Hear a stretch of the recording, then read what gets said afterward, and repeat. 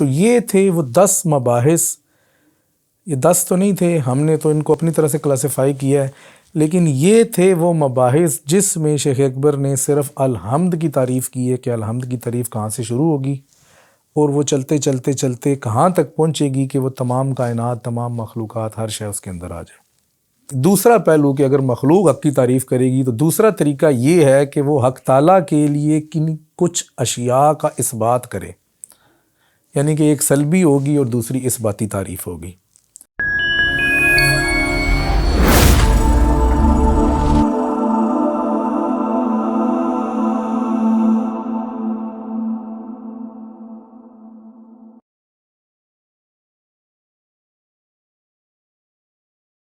نو مباحث تک تو یہ بتایا کہ حق جب اپنی تعریف کرے گا تو وہ کس طرح نیچے جائے گی۔ اب 10ویں مبحث جو ہے اس مقام پر یہ بتایا کہ اگر مخلوق حق کی تعریف کرے گی تو وہ کس طرح۔ اچھا، اس میں یہی بتایا کہ جی اگر مخلوق کی طرف سے حق کی تعریف ہوگی تو وہ مرتبہ خلقی میں ہی ہوگی، اور پھر وہ مرتبہ حقی کی جو واجبیت ہے اس کے بارے میں بتائے گی۔ اس میں سب سے پہلا تو یہ ہے کہ جی خلق ہے تو وہ اپنا افتقار، اپنی ذاتی محتاجی کا بتائے گی، سب سے پہلے اس کا اثبات کرے گی۔ پھر واجب الوجود کا اثبات کرے گی کہ وہ ذات کہ جس کے پاس ازلی وجود ہے اور چونکہ یہ محتاج ہیں۔ اچھا، اس کے بعد پھر جو ہے یہ سعدالدین کنوی اس طرف چلے گئے ہیں کہ جی وہ حضرات خمسہ کی تعریف، یعنی کہ یہ تعریف پھر آگے حضرات خمسہ کی طرف جائے گی۔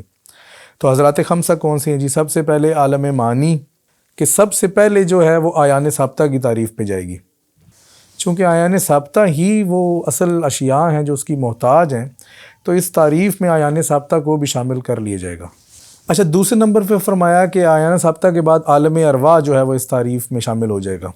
پھر یہ بھی اس میں بتایا جائے گا کہ جی کس طرح عالم ارواح جو ہے وہ اس کی حمد و ثنا بیان کر رہا ہے، اس کی تنزیہ، تقدیس، طہارت، مطلب یہ ساری چیزیں جو ہیں وہ اس میں آ جائیں گی۔ جس طرح سبحان اللہ، سبوح قدوس رب الملائکۃ والروح، تو یہ جو ساری چیزیں ہیں یہ عالم ارواح کے تحت اس کی تعریف میں آ رہی ہیں۔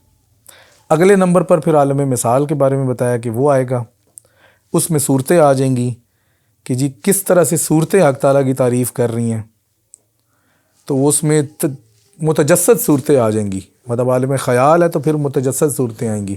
ابھی ہم عالم اجسام تک ابھی نہیں پہنچے۔ اچھا، عالم ارواح میں پھر انہوں نے ان صورتوں کا بتایا کہ جن میں متجسد ہونے کی صلاحیت ہیں، تو وہ روحانی معنوی مخلوق، لیکن متجسد ہونے کی جو صلاحیت رکھتی ہیں وہ بھی عالم مثال میں، مطلب وہ جو تیسرا عالم بتایا اس میں آئیں گی۔ پہلا آیان ثابتہ کا تھا، دوسرا عالم ارواح تھا، تیسرا عالم مثال، اور چوتھا کیا ہے جناب؟ چوتھا انہوں نے ذکر کیا ہے عالم الارواح والمعانی، ارواح اور معانی کو جوڑ کے، تو اس میں معقولات کا انہوں نے ذکر کیا ہے کہ جی اس میں معقولات آ جائیں گی، اس میں مناسبات آ جائیں گے، اس میں نسبتیں آ جائیں گی، اس میں اضافات آ جائیں گے۔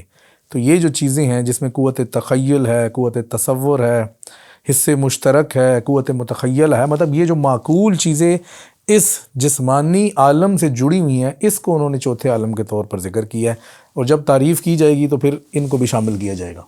اور اب پانچواں عالم ہے، پانچواں عالم بالکل واضح ہے، عالم اجسام۔ تو اس میں وہ سارا مادہ آ جائے گا، اس میں جسم آ جائے گا، اس میں وجود آ جائے گا، اس میں مراتب آ جائیں گے، اس میں قوتیں آ جائیں گی، اس میں زبانیں آ جائیں گی، اس میں احوال آ جائیں گی، اس میں استعدادات آ جائیں گی، یعنی کہ جو کچھ ہمارے اس مادی عالم میں عالم حس کے تحت ہے وہ ساری چیزیں اس پانچویں عالم میں آئیں گی، اور یہ بھی اس کی تعریف کے اندر ہی شامل ہوں گی۔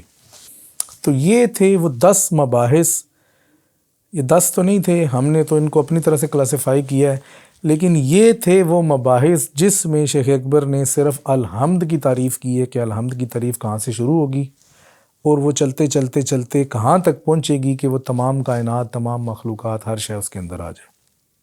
تو اب ہے دوسرا اس کا پہلو۔ دوسرا پہلو کیا ہے جناب؟ کہ مخلوقات کا حق تعالیٰ کی تعریف کرنا اب دو طرح سے ہے۔ یہ تو پہلے ہم نے دیکھا نا کہ کون کون سی چیزیں شامل ہوں گی، اب یہ دیکھیں گے کہ وہ دو طرح سے تعریف کیا ہے۔ ایک تعریف یہ ہے کہ نقائص کی اس سے نفی کی جائے، اس صورت میں کہ وہ تمام جہانوں سے بے نیاز ہے، بے پرواہ ہے، یہ سلب کا پہلو ہے۔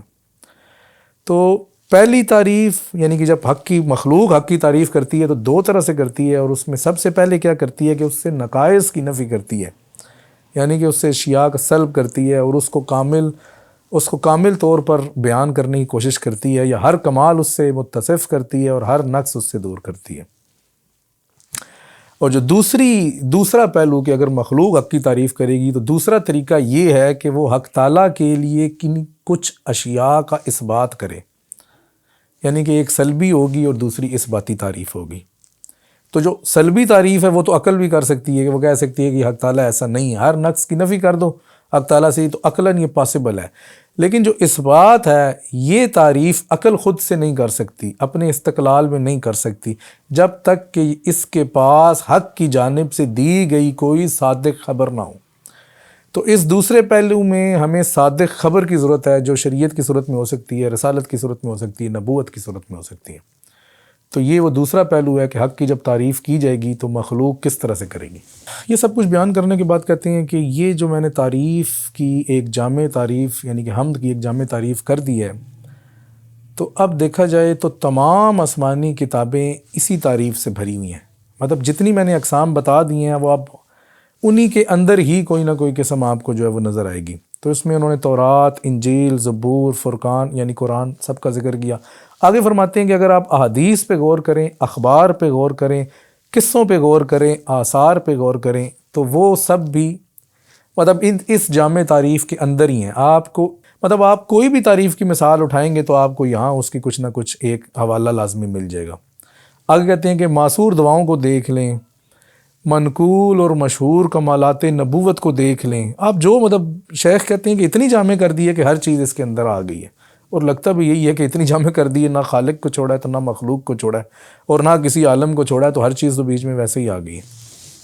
اچھا، یہ تو ہو گئی مخلوق کا پہلے حق کی تعریف کرنا، پھر مخلوق کا حق کی تعریف کرنا۔ اب تیسرے لیول پہ ہے کہ اگر خلق کی تعریف کرے، تو شیخ نے کہا کہ چونکہ ہمارا مقصد یہ نہیں ہے کہ ہم خلق اور خلق کی تعریف کی آگے تفصیل بتائیں، تو ہم اس سے اعراض کرتے ہیں، اس کو چھوڑتے ہیں، اور جو ہمارا مقصد ہے اس کے اوپر آگے چلتے ہیں۔ اس مقام تک شیخ اکبر کے نزدیک اور ان کی اتباع میں صد الدین گونوی اور محی الدین الجندی کے نزدیک تعریف کی ایک جامع تعریف ہو چکی ہے۔ اب صرف ایک ایسا مرتبہ رہ گیا ہے کہ جو شیخ جو ہے بیان کرتے ہیں، اور وہ ہے حمد الحمد۔ تو اگلے کچھ صفحات حمد الحمد کے بارے میں ہیں، وہ ہم ابھی یہاں پر شامل نہیں کرتے، اپنی اس ویڈیو کا یہیں پر اختتام کرتے ہیں۔ اپنی نیکسٹ ویڈیو میں دیکھیں گے کہ فتوحات سے کچھ کلام نکال کے اور اس مقام پہ جو ذکر کرتا کلام ہے اس کو ملا کے حمد الحمد کے حوالے سے کچھ بیان کرنے کی کوشش کریں گے۔ اس مقام پر جتنی بات ہو گئی آج کی ویڈیو کے لیے کافی ہے، ویڈیو لمبی ہو گئی ہے، لیکن وہ پہلا لفظ تھا، کچھ نہ کچھ بیان کرنا تھا، اس کو کچھ کٹ پیسٹ کریں گے۔ تو اپنی نیکسٹ ویڈیو میں حمد الحمد اور باقی تعریف کے حوالے سے جو بات ہے اس کو لے کر چلیں گے۔ تو اس وقت تک کے لیے اجازت دیجیے۔ السلام علیکم ورحمۃ اللہ وبرکاتہ۔